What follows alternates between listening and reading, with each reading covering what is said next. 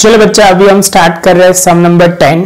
ऐसे देखो तो ये लास्ट सम है, लेकिन इसके बाद हम इलास्ट्रेशन भी कवर करने वाले हैं। तो आई होप कि ये भी पॉइंट ध्यान से देखना। ये सम थोड़े बड़े लेवल के मार्क में ही आ सकता है, छोटे 3 मार्क में सेट नहीं होगा। कंसेप्चुअल क्लैरिटी के लिए बच्चा ये सम हम कर रहे हैं, तो इससे आपको खाली क्लियर हो जाएंगे सारे पॉइंट। इसमें एक दो एडजस्टमेंट बहुत अच्छे लगे। जो एक है थर्ड पॉइंट क्रेडिटर वाला, फिफ्थ पॉइंट है वो रेम्यूनरेशन वाला, तो वो ध्यान से देखना तो आपको बहुत फायदा होगा। जहां पे एक छोटे छोटे पॉइंट है लेकिन बहुत इंपॉर्टेंट है।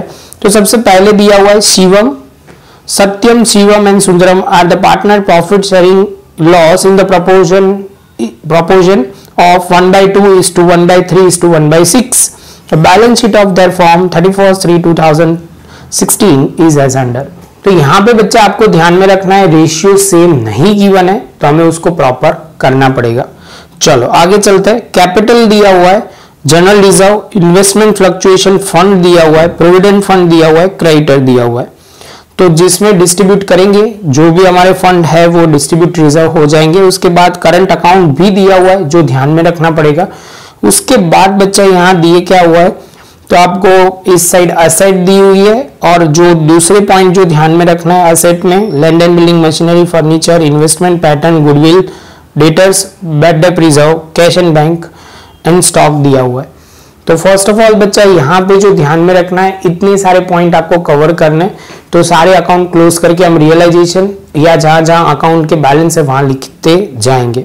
इसके बाद बच्चा दिया हुआ है form was dissolve on 1 January 2017, disposal of asset and liability were done as under, जिसमें लिया हुआ है sales of land and building और आपको सारी एसेट दी हुई है। डेटर्स में बोला हुआ है 15,000 रिसीव होगा।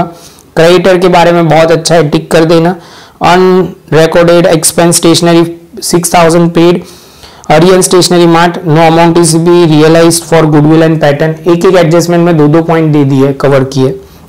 और रेम्यूनरेशन में लिखा हुआ है remuneration of 15,000 was decided to pay to Shivam to perform a dissolution procedure.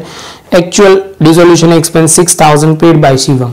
तो बच्चा यहाँ ध्यान में वो रखना है कि डिसोल्यूशन एक्सपेंस जो है बच्चा वो किसने पे किया है। तो आप बोलोगे सर वो डिसोल्यूशन एक्सपेंस है वो शिवम ने ही पेड किया है, पेड बाय फॉर्म नहीं है। ध्यान में रखना, ये पॉइंट पे मैं थोड़ा अंडरलाइन करवा रहा हूँ। आगे जो हमने एग्जांपल में दिया था उसमें फॉर्म ने पे किया था डिसोल्यूशन एक्सपेंस, वो ध्यान में रखना है। Prepare necessary account and close the books of form, तो वो हम रिकॉर्ड करेंगे। बच्चे यहाँ थोड़ा चेंजेस हमें करना पड़ेगा।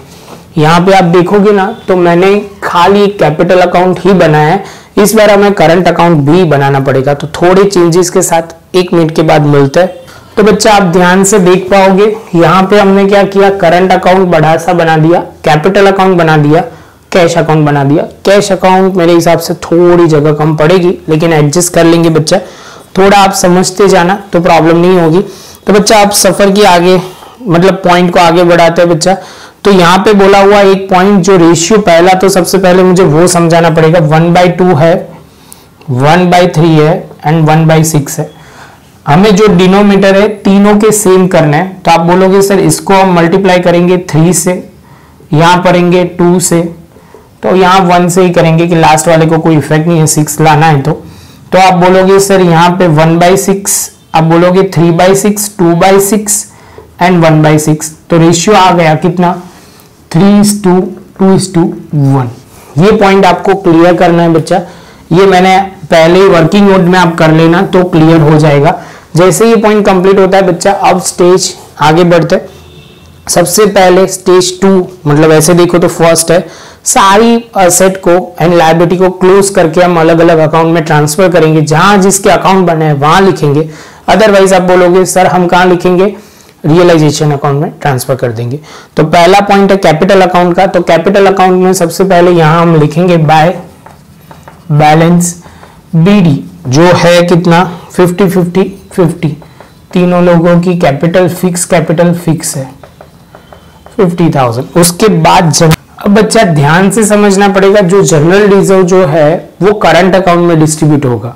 कहां पे होगा, करंट अकाउंट। हमें सारे एडजस्टमेंट जो भी करना है वो इस बार करंट अकाउंट में ही करेंगे क्योंकि करंट अकाउंट गिवन है। तो सबसे पहले मुझे करंट अकाउंट का बैलेंस लिखना पड़ेगा।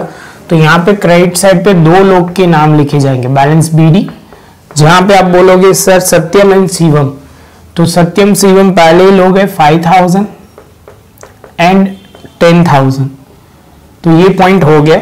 अभी आप बोलोगे सर यहाँ पे लिखो बाय जनरल रिजर्व, तो जनरल रिजर्व में आप बोलोगे सर 60,000 है, वो 3 के बीच में डिस्ट्रीब्यूट होगा, तो आप बोलोगे सर 30,000, 20,000 एंड 10,000 हम लिखेंगे। 3:2:1 के रेशियो में जो हमने पहले ढूंढा था वो हमने लिख दिया। क्लियर। इन्वेस्टमेंट फ्लक्चुएशन फंड है, वो असेट के सामने प्रोविजन किया गया है, ऐसा बोल सकते हैं। तो हमें वो लिखना पड़ेगा रियलाइजेशन अकाउंट में। तो यहाँ पे आपको हेडिंग लगानी है प्रोविजन फॉर असेट, वो आप लिख सकते हो। हम डायरेक्ट लिख रहे हैं इन्वेस्टमेंट फ्लक्चुएशन फंड अकाउंट, तो आप बोलोगे सर 50,000। उसके बाद आपको दिया गया है प्रोविडेंट फंड जो 1 लाख है। इसके बाद है क्रेडिटर्स, क्रेडिटर है 2 लाख। उसके बाद करंट अकाउंट ऑलरेडी हमने रिकॉर्ड कर दिया है, तो आप बोलोगे सर लायबिलिटी साइड सारी आपने क्लोज कर दी। सेम वे अब शुरू करेंगे रियलाइजेशन अकाउंट में। तो बच्चा इस बार एसेट को अंदर लिखे, ऐसा करते हैं तो हमारा टोटल जल्दी हो जाए। तो हम बोलेंगे सर यहाँ लिखो लैंड एंड बिल्डिंग जो है 2,50,000। उसके बाद है मशीनरी, बच्चा मैं बहुत शॉर्ट में लिख रहा हूँ, आप नहीं लिखना बच्चा। 1,50,000 टू इन्वेस्टमेंट, तो आप बोलोगे सर 1 लाख है। उसके बाद है पैटर्न, जो पैटर्न है 5,000। गुडविल जो है वो आप बोलोगे सर 25,000। डेटर्स जो बोले जाएंगे, ध्यान में रखना डेटर्स जो होंगे वो 30,000। और यहाँ पे BDR बैड डेट रिजर्व जो होगा 5,000 लिखा जाएगा। ये पॉइंट बच्चा आपको ध्यान में रखना पड़ेगा, तब भी जाके ये एडजस्टमेंट जो दिया हुआ है उसका प्रॉपर वे में आंसर आएगा। तो ध्यान में रखना, जो एडजस्टमेंट है वो सीधा दे दिया है वो बात अलग है, लेकिन हमें वहां पे भी अमाउंट गलत आ सकती है, तो ध्यान में रखना। उसके बाद है स्टॉक, तो स्टॉक को भी हम लिख देंगे यहाँ पे स्टॉक, तो वो आप बोलोगे 15,000, वो भी हो गया। और कैश बैलेंस जो दिया हुआ है तो यहाँ पे हम लिखेंगे टू बैलेंस BD, जो आप बोलोगे सर 5,000 हमारे पास है। क्लियर। जैसे ये पॉइंट कंप्लीट होता है बच्चा, हमारा बेसिक स्ट्रक्चर रेडी हो गया। आप बोलोगे सर आपने सारी एसेट एंड लायबिलिटी को क्लोज करके हमने एंट्री कर दी। अब हम करने जा रहे हैं बच्चा, वो है असेट को रियलाइज करने वाला पॉइंट है first point. Sale of land and building 4 lakh, machinery 1 lakh, investment 50,000 and stock 5,000। ये सेल किया गया है, तो रियलाइजेशन आप बोलोगे सर क्रेडिट होगा और कैश में डेबिट। तो यहां पे लिखेंगे हम कैश अकाउंट, और यहां पे हम लिखेंगे क्या, तो पहला जो है लैंड एंड बिल्डिंग वो है 4 लाख। उसके बाद है मशीनरी वो 1 लाख। उसके बाद है इन्वेस्टमेंट 50,000 एंड स्टॉक जो है वो 5,000। तो ऐसे देखो तो 5,55,000 की बात हो रही है बच्चा। अभी यहाँ पे मैं सीधा लिख रहा हूँ, आपको सेम चीज यहाँ पे भी लिखनी पड़ेगी। तो हम लिखेंगे रियलाइजेशन अकाउंट, और यहाँ पे हमने जो लिस्ट बनाया वो सीधा 5,55,000 में लिख रहा हूँ। और आप बोलोगे सर अभी डिटेल्स बाकी है, तो टोटल हम नहीं करते बच्चा, लेकिन हमें लिखना तो टोटल पड़ेगा ही। तो टोटल मतलब यहाँ पे हम लिखते जाएंगे लैंड एंड बिल्डिंग, क्योंकि प्रेजेंटेशन में बाद में आप कई बच्चे लोचे करेंगे, तो उससे अच्छा है कि हम भी लिख दे इन्वेस्टमेंट स्टॉक। तो आप बोलोगे ये जैसे पॉइंट कंप्लीट होता है तो अमाउंट लिखते जाते हैं। पहले में है 4 लाख, उसके बाद है 1 लाख, इसमें 50,000 और इसमें 5,000। तो ऐसे देखो तो कौन कौन सी एसेट, लैंड खत्म, मशीनरी खत्म, इन्वेस्टमेंट खत्म, स्टॉक खत्म।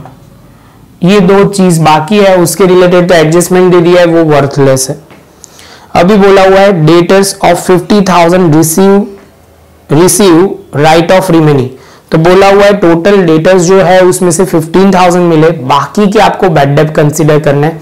तो हमें तो वही कंसीडर करना है कितने पैसे मिले। तो आप बोलोगे सर डेटर्स के हमें 15,000 मिले, तो यहाँ पे हमने लिख दिया डेटर्स 15,000, तो वो पॉइंट आ गया। और यहाँ पे हमने डेटर्स लिख दिए कितने 15,000। बच्चा एक बार आपने वो अकाउंट ओपन कर दिया तो वैसे ही आपका चलता रहेगा। क्लियर? अभी ये पॉइंट खत्म हुआ, आप बोलोगे सर एडजस्टमेंट जो है वो सेकंड खत्म किया। थर्ड में थोड़ा ध्यान से समझना, out of total creditor of 10% given the unrecorded investment of 10,000 और remaining amount paid in cash, remaining creditor are paid 10% discount. तो बच्चा ये वर्किंग नोट ना मैं यहाँ ड्रॉ कर रहा हूँ, ये 5 मिनट के बाद थोड़ा मिटा दूंगा, तो प्रॉपर देख लो बच्चा। क्रेडिटर्स जो थे वो 2 लाख थे।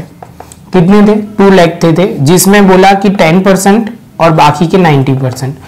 आपको बोला गया 10% को हमने अनरिकॉर्डेड असेट पे की है। तो आप बोलोगे सर इसका मतलब ये हुआ यहां पे जो है वो 20,000 आएगा। कैसे? 2 लाख का 10% और यहां पे 180। ये डाउट नहीं होना चाहिए। अब इनको पेमेंट हुआ है अनरिकॉर्डेड असेट के थ्रू, तो ये अनरिकॉर्डेड असेट हमने पे किया और बाकी को 10% कम में हमने दिया हुआ है। तो बच्चा यहां पे हम जो लिखेंगे 1,62,000 और यहां पे 10,000। अभी बच्चा वर्ड समझना, उन्होंने क्या बोला हुआ है।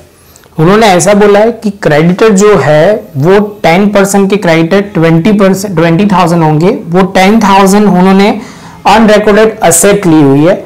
हमने डायरेक्टली असेट रिकॉर्ड भी नहीं की और डायरेक्टली उनको दे दी, वैसी बात हुई। और बाकी का आपने बोला 10,000 कैश में पेमेंट होगा।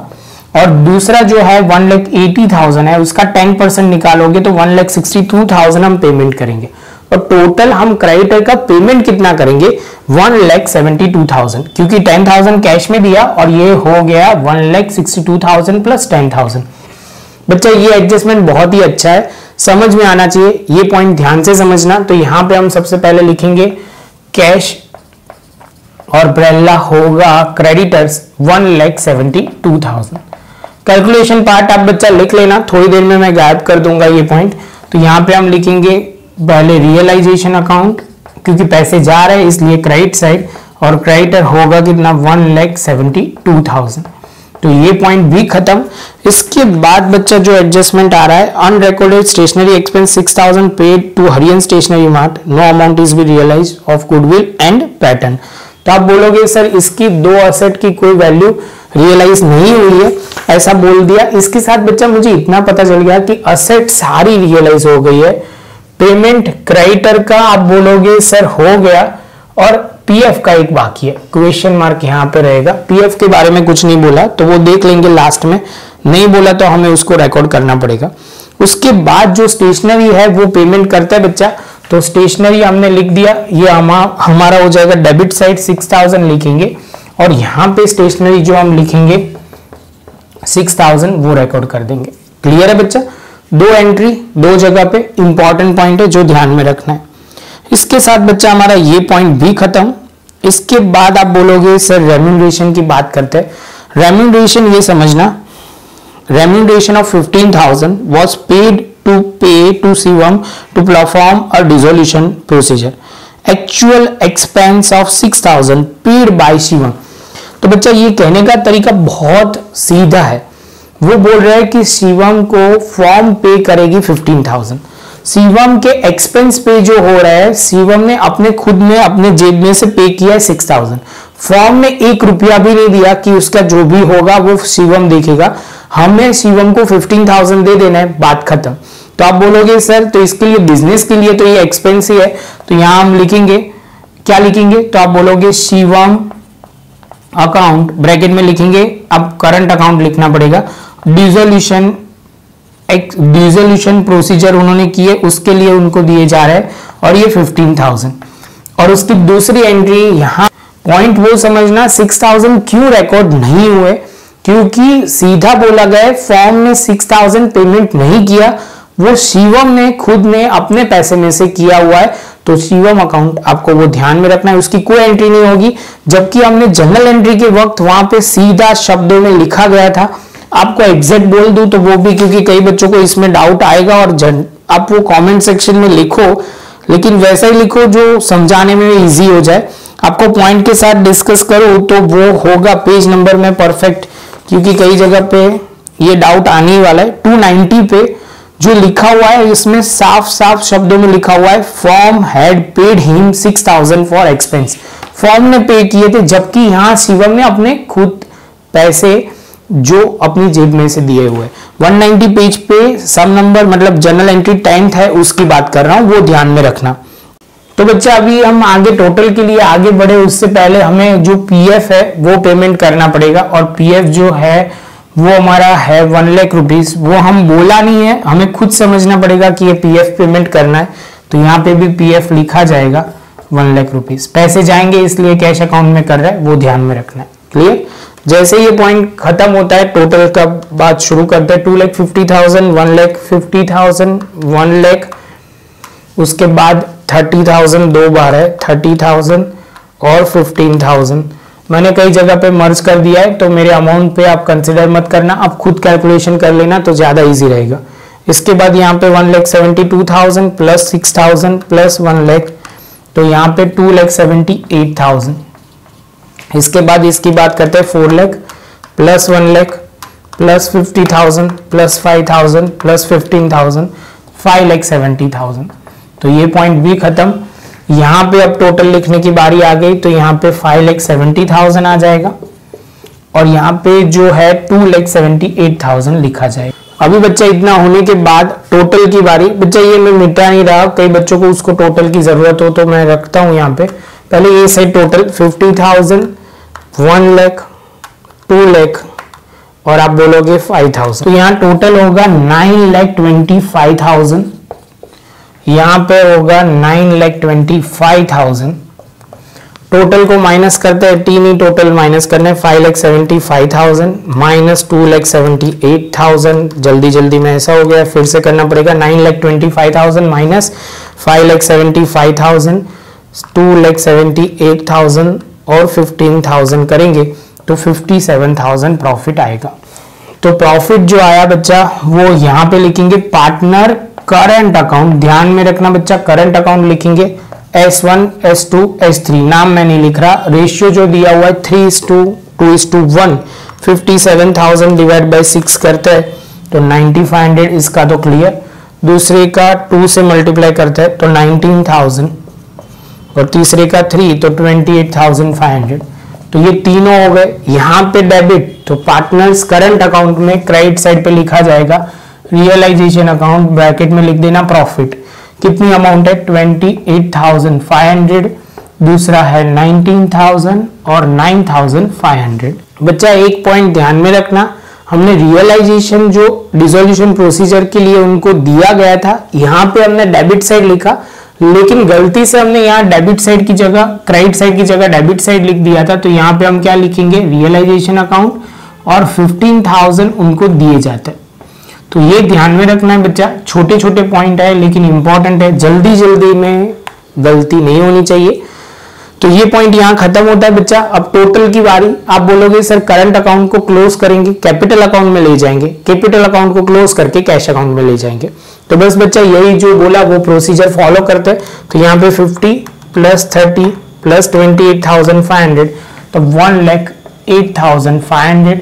यहाँ की बात करें तो 10,000 प्लस 20, 19,000 एंड 15,000, तो 64,000 आएगा, और यहाँ 19,500। तो सेम प्रोसीजर यहाँ पे 1,08,500, 64,000, 19,500 ये टोटल लिखे जाएंगे। यहाँ पे आप क्या लिखोगे? वर्ड लिखोगे, तो यहाँ पे हम लिखोगे बाय पार्टनर कैपिटल अकाउंट लिख देंगे, हम कैपिटल अकाउंट में ट्रांसफर करने वाले, इसलिए जैसे ये पॉइंट यहाँ पे आता है। अब बच्चे यहाँ करते हैं 5,000 प्लस 30,000 प्लस 28,500, तो 63,500 यहाँ लिखा जाएगा। सेम वे 63,500, बाकी का टोटल हमने लिख दिया है, सेम वे वैसे ही यहाँ पे जाएगा 64,000 और 19,500। सीधा ये जाएगा कैपिटल अकाउंट में बाय, क्या लिखोगे बच्चा, करंट अकाउंट। यहाँ पे हमने क्या लिखा था, पार्टनर्स कैपिटल अकाउंट, यहाँ पे हम लिखेंगे करंट अकाउंट। तो यहाँ पे है 63,500, 64,000 एंड 19,500। अब टोटल की बारी, लास्ट टोटल, तो ये 63 प्लस 50 करेंगे तो 1,13,500। यहाँ करते हैं तो आप बोलोगे 50,000 प्लस 64,000 तो 1,14,000 और यहाँ पे 69,500। तो यहाँ पे हमने वो लिख दिया है 69,500, 1,14,000, 1,13,500। अब सीधा यहाँ वर्ड लिखा जाएगा कैश अकाउंट। कैश में लिखेंगे 1,13,500, 1,14,000 एंड 69,500। तो ये जैसे खत्म होता है यहाँ पे हम लिखेंगे bye partners capital account S1, S2, S3। तो हम लिखेंगे 1,13,500, 1,14,000 एंड 69,500। तो ये लिखते चलते हैं, टोटल 1,13,500 ही लिखा है तो प्रॉब्लम नहीं है। 500 प्लस 1,14,000, उसके बाद 69,500, 2,97,000 टोटल करते हैं। तो हम यहाँ पे टोटल करेंगे 2,78,000 प्लस 2,97,000 तो 5,75,000 और यहाँ पे टोटल है 5,75,000। इसके साथ बच्चा हमारा ये पॉइंट खत्म। ऐसे तो ध्यान से करोगे तो प्रॉब्लम नहीं होगा। एक छोटा सा पॉइंट जो ध्यान में रखना है, वो मैंने रियलाइजेशन वाला लॉजिक जो बोला, वहां पे डेबिट है तो यहाँ पे क्रेडिट, वो ध्यान रखना। बाकी ये पॉइंट बहुत सिंपल है, प्रॉपर नोटबुक में लिख लो बच्चा। मिलते हैं नेक्स्ट लेक्चर में नए एक सम के साथ।